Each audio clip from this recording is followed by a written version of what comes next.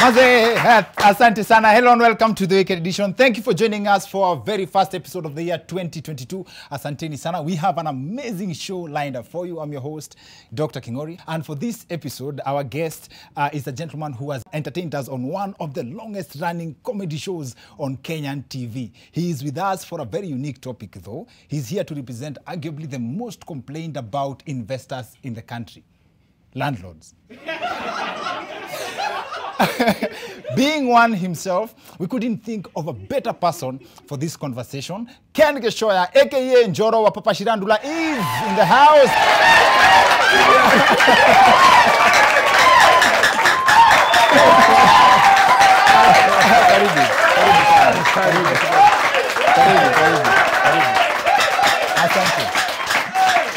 Asante sana maze. I just hope that the time we have for this episode will be enough for all the good vibes we have in store for you. And a special welcome to our viewers tuned in from North Korea.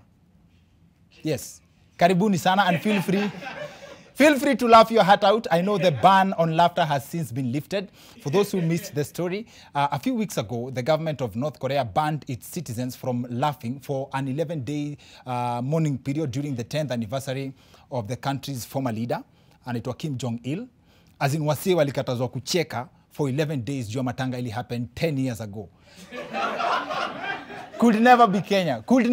Najua that's also what's on your mind. You know guys, you guys know yourselves. Kwanza kuna kajoke mmekuwa mkirusha hapa kwa mtandao ati imagine umechill kwa matanga alafu uone mtu akipita na hizi viatu. Ajaribu fala maze kidogo matanga inakuwa yako. This kind of jokes are the reason why you should celebrate and thank God kabisa that you are Kenyans. Our government tried banning laughter. If our government tried banning laughter for 11 days, maze, how people will settle scores kwa Instagram, WhatsApp stories. Wewe, mtu wako na beef na wewe alafu anakutumiaka ka video. Risasi imebaki ngapi? Moja. Na itanaza nani? Itanaza.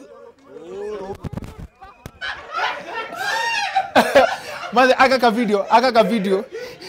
ka video kauni huwa kila time. Alafu sijui mtu alienda akafanya nini na sound. Sasa wametoa remix. Risasi imebaki ngapi? Moja. Na itanaza nani? Itanaza. Maze, mtu wakutumia hii kitu na serikali imebani kucheka. Nasikia ati, maze, umesikia Okto ameua Omolo na kicheko. I think this was so direct for the Korean government. They should have tried the Kenyan government style of banning laughter. Like kuamka unapata mkate ni 60 bob.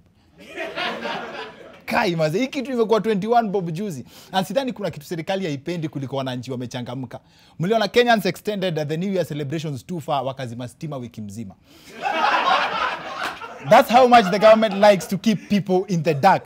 As we speak, hata sidhani wasi wa Rongai wamerudishiwa stima. As in sai, for real, sai inaenda 2 weeks. Rongai mchana bado ni usiku. As in, this song has never made more sense to Rongaians. Usiku sasa imegeuka mchana, na mchana sasa ni kama usiku jamani.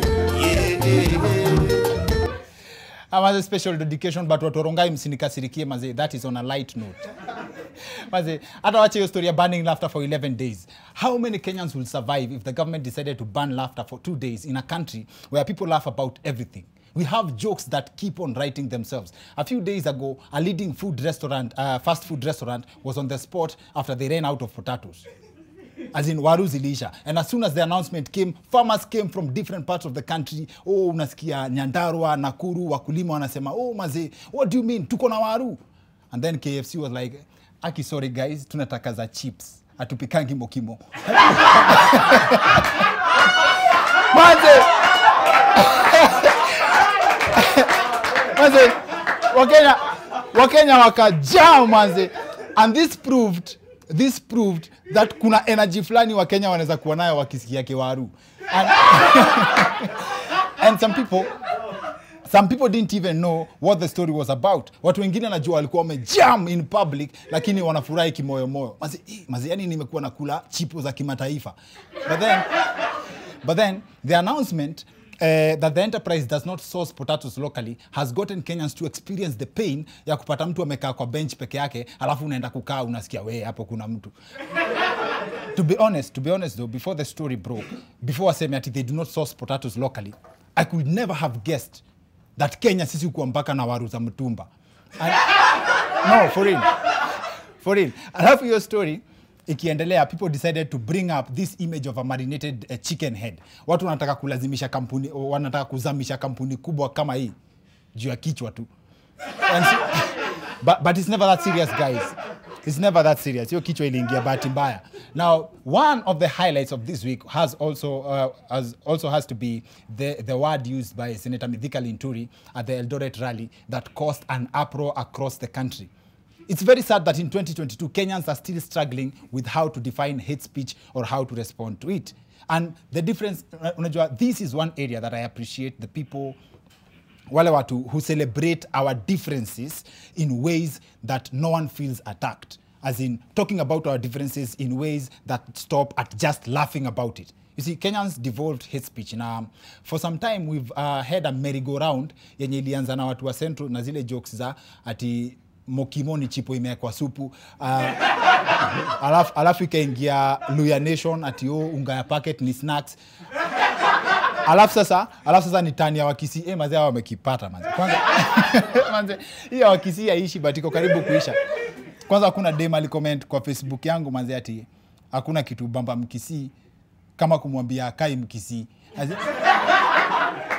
This is not any hate speech, but it never goes beyond the jokes. As in, and it never goes to the level that it threatens national security. And this is one thing politicians have to learn from Kenyans. But then again, we know the kind of leaders we have. And it shows every time.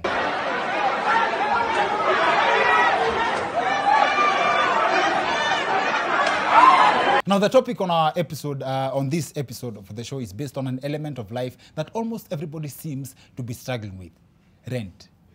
Almost everybody seems to dream of one day becoming a landlord to invest in real estate. But when you listen to the general perspective people have of landlords, we can give examples up until Kingdom Come. On his first appearance on the show, listen to how people related to how comedian Odiero once solved his rent problem. Mi by the nishai lenga mara mingi mambo na rent. Nini landlord amekazana siku moja nikamwekea nini app. Unajua nyumba ya mbaya. Hata kuja kupiga na kifuli alipigwa shock.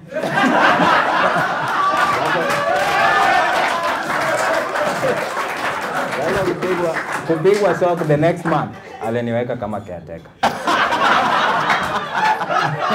Now, to put this into perspective, landlords and tenants are the real life Tom and Jerry.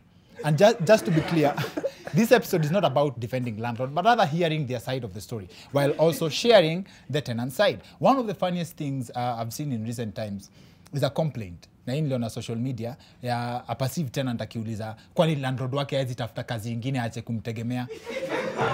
Not all landlords are as heartless as most people would assume.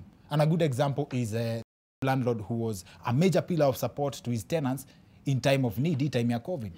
Vile niliahidi tenant wangu kwa sababu tumekuwa familia sasa. Niliwaambia watalipia miezi mitatu ili waangazie mambo ya chakula na kuangalia watoto. Sasa ni kuangalia na uhai wao. Imagine maze, and that story is titled Landlord from Heaven. And by the for it, unaweza taka kuamini. So this doesn't mean that all landlords are heartless, but that does not mean they are innocent. All of them are innocent either. And that makes the subject of our show tonight. Our guest, Njoro, mnamjua kama Njoro, but jina yake ni Ken Geshoya, Njoro wa Papa Shirandula, joins us on the other end of this short commercial break. See you guys in a bit.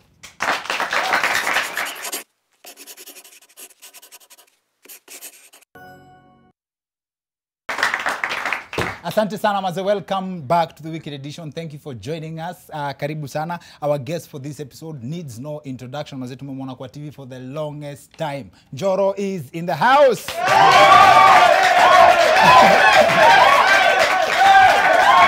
Hey, bas. That's good vibes. Sijui kama kuna mzee kuita Ken maze. Madhetu. Madhe yako pekee. Madhetu. Kila mtu mwingine ukuita Njoro. Hata wife. Mimi hata nimefurahi sana kuona wewe ukiwa soba. Unajua?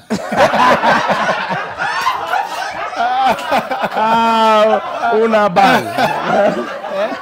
Tumefurahi kwani? Nimefurahi azin. Inapeana hope. Unajua watu siku hizi wamekuwa kichoma about industries sana especially yenye tuko. Unajua unakuwa associated sana na industry ya comedy more than acting. Alafu ni funny that wale wasi wanaweza kuwa na act kama wameomoka, stories zao zingine zinatokea funny. But then wale watu wana act kama wamesota ndio ma real investor chini ya maji. Mtu aliuliza nini ilikuinspire kuinvest kwa real estate? Madhi, my mom Yes. alikuwa anashinda akiniambia ndugatuike tambari ya ngeka. Unakuwa wewe ulikuwa ati wewe ulisemanga ndafanya. Yes. Alafu utakuja kurudia watu au kufanya. Yes. So ananiambianga Madhi alikuwa ananiinspire sana akiniambia hebu fanya kitu. Hebu ndo hiyo pesa umepata hiyo commercial umelipo ya Syngenta. Hebu ndo ununue shamba. Ame Madhi hakuna haja acha ninunue Mercedes ni jingarishe ati hapana leta bodi ugure kamugoda. So Madhi alikuwa ni mtu wa kukuchocha sana. So aliniinspire sana kuniambia one day one time. Sababu generations za wasanii zinakuja zikiingia zikitoka. Yes. One day utakuwa wale walikuwa waliobobea. Na utakuwa ulibobea na una kitu. Okay. So ndio mimi nikajikapa. Madhi anasema kitu. So hapo kwa inspiration ya kuinvest ikakuja hapo. One day sababu definitely my daughter is coming up. Na ni msanii. My son anako nyuma yangu.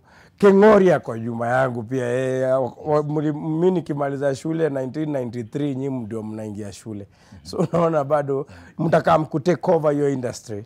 Na mkitake over your industry ni kumaanisha mnatutoa out of industry. Na kama utakuwa na kitu utakuwa ni wale wasowakilio cha haki. Sawa. Nimeona ni kama umerusha mawe kwa neighboring program but yenu ilikuwa Thursday, nimeona umerusha mawe hapo Tuesday. But then kwa investing unaona kama real estate kila mtu kwa na dream ya kuinvest in real estate. Ulipata lump sum pamoja ndio ukaamua uende uinvest in real estate, ama mtu pia na hiyo pesa yake kidogo anaweza karibia dream ya kukuwa landlord? Kadogo ujaza kibaba. Ka small unapiga MC leo ya harusi unadungwa 30. Kesho unachapa kwenda tu birthday ya mtoi nalipwa ngiri 5. Before ujue uko na ngiriso moja. Hii ngiriso moja kama haiwezi fanya kitu, enda ununue mawe umwage kwa site azitaoza. Ama ballast endo umwage kwa site yako. Haiozi. Okay. Usigoje ile siku itaja sababu haitawaija. Na sasa hapo hiyo by the way ni kwa itemize vizuri. So ile time yenye uko na tenant fulani amekataa kulipa keja, ukingoa mlango unangoa ile job ya QMC. By the way nishaifanya kuweld mlango yote ya nyumba. Ukaweld keja. Mnafikaje hapo? Mama alikuwa ananisumbua. Na ni mama mzae kuliko madhe yangu ananiambia mimi niko na watoto waseku kuliko. Na wajawai niambia ati wewe mimi nizoe kwa nyumba niende kujero gojoroge data nyukwa. Ambia madhe tu kujenga nyumba na wewe. Ile siku nitakuja kwa hiyo plot yangu most of the time sendangi kuchukua rent. Nyumba zangu na kujenga matenant wangu watume pesa na kwa book zangu na tick ule amelipa. So madhe akakuwa ananisumbua kuna miezi 6 hajailipa nyumba. Na ananiambia nikoje ile siku atapata doa lipi. So ukachomelea keja? Nilienda huko usiku wa manane. Akiwa ndani? Ako ndani. Kwanza baada ni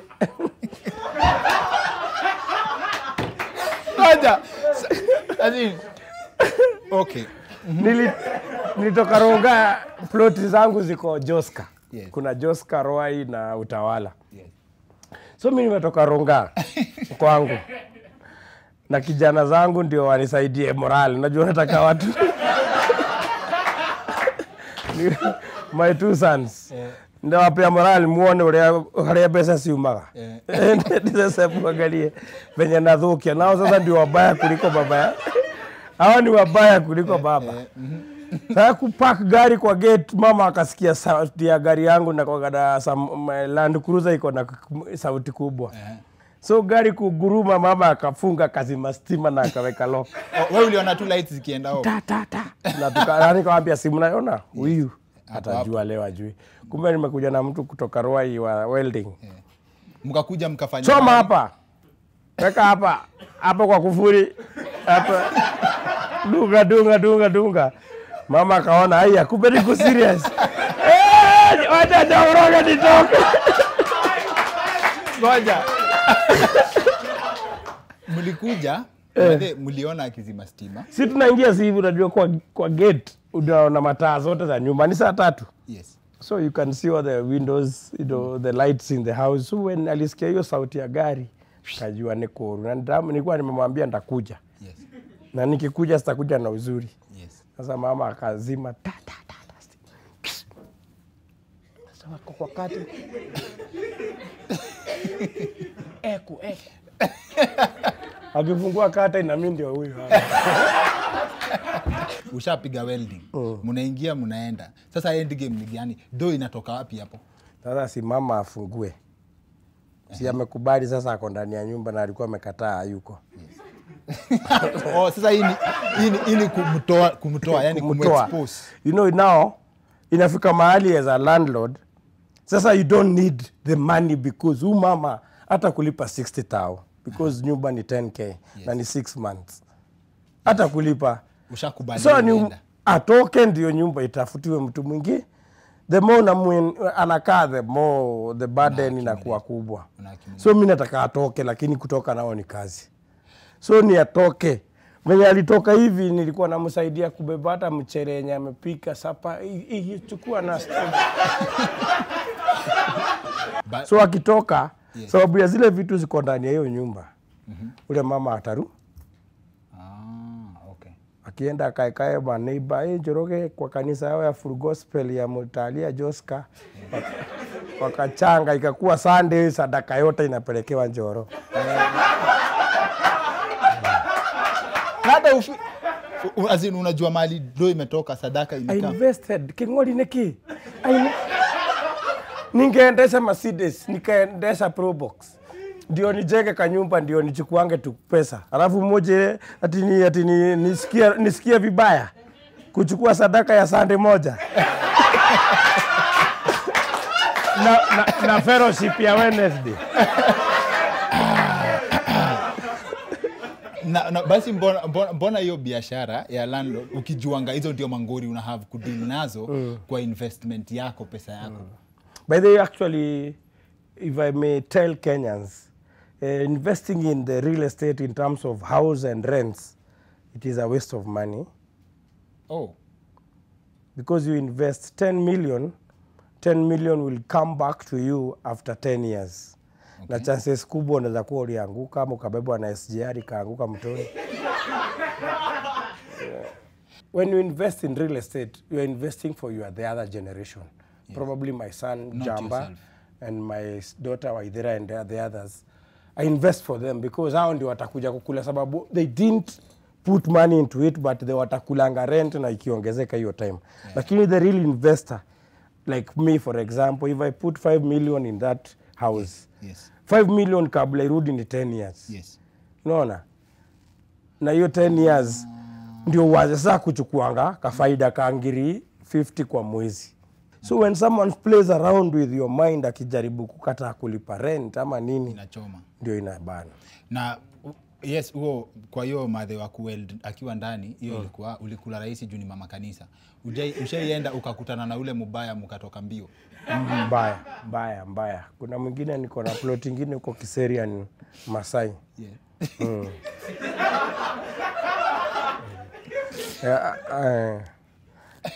Miguu yote ya gari ilikuwa chini.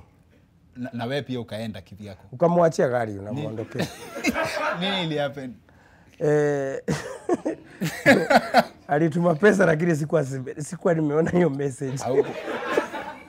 Na amelipa. Ukamuendea? Nikamuendea nimejam nikafunga nyumba. Akanikuta mahali kaloko la hapo. Nikamwambia twende kwako. unionyeshe hiyo message. Na mama si alituma message. Oh, so yeye ametulia tu. Mnaenda kwake. Tukaendesha gari mpaka kwake. Akaniambia kaa chini. Nikapewa chai. Na chai ya Masai ni nono. Haina maji. Ni chai maziwa, majani chai imewekwa maziwa tu. Yes. Ni fresh. Buda. Nilipigwa na hiyo chai kwa uso.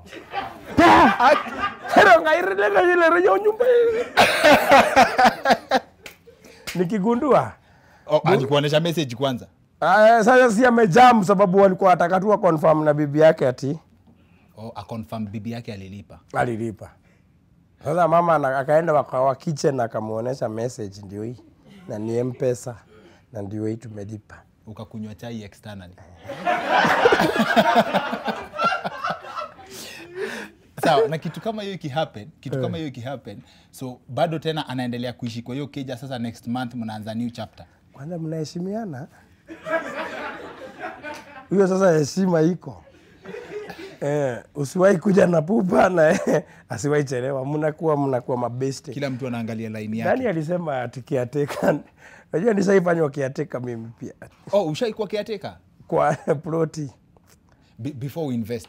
Mimi before nikiwa kabla tulikuwa tuna acting. Hata I used to be here tulikuwa na acting in True Colors. Yes, naikumbuka. Na tulikuwa naishi kahao ka small, tulikuwa mimi na wife, mali nilikuwa nimeweka TV yangu ilikuwa nazima na kidole ya mguu hivi. TV umewekelea kwa edge ya kitanda. So wewe ndio remote. Na hatukuwa na bed. Hatukuwa na vitu mob.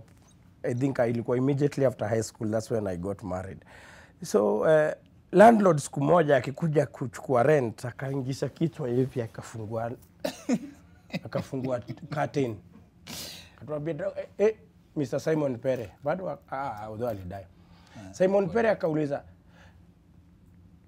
nyinyi mnataka kutoroka na pesa ya nyumba. Kumza kwa nini mzee? Wapi kitada?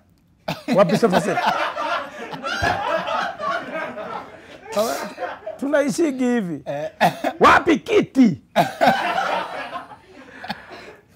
Tukamwambia sisi tuko hivi ndivyo tunaishigi, hakuna bali tunaenda, hata pesa yako ndio hii mama, hebu mtolee pale. Kwa mama akatoanisha manguo akampea do. Kutoka hapo mzee akasema, na kwa stock umejaa mavitada zile nimekuwa nikichukua za watu kwa hii plot. Takesa vieno. Ndio uingie kwa ile nyumba, utoe ile kitu unaona mzuri unaweza tumia. Kutoka hapo mimi nikakuwa mimi nachunga wengine sasa. Yes, kwa hiyo plot hapa Church Road Ongata Rongai. Kwa hivyo umekuwa na experience ya kukuwa tenant. Kwanza hiyo kitu umesema, kwa hivyo kuna malandi fulani wanatakanga ufanish keja juu hiyo ndio security. Sasa atakushikia nini? Wewe mattress ile high school.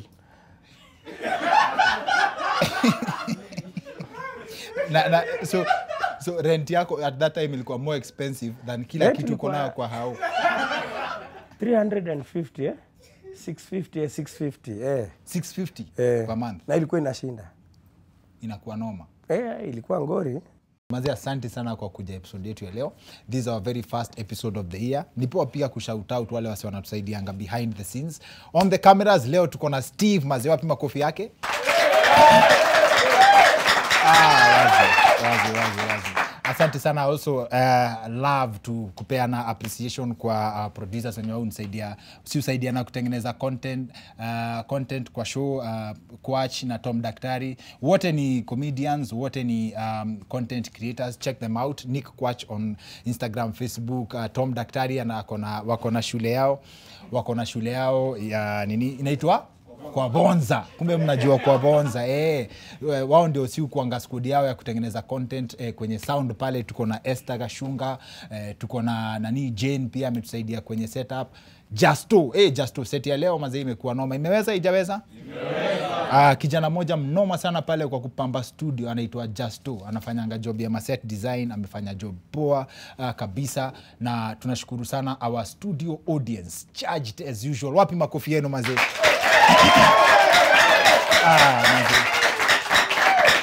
Asante. Asante sana. I trust tutaendelea ku keep the same pace every year. And remember, if you want to attend our studio recordings, tafuta jamaa anaitwa Deno Spina. Very resourceful gentleman. Wapi makofi ya Deno? Mazi alafu show leo tuko privileged kukuwa na one of the most creative cameramen wa nation. You book you at least 2 days before ndio umget. Ukiwa na shot noma sana ni Sinta. Ametusaidia sana kwa show leo. Eric Sinta is in the house.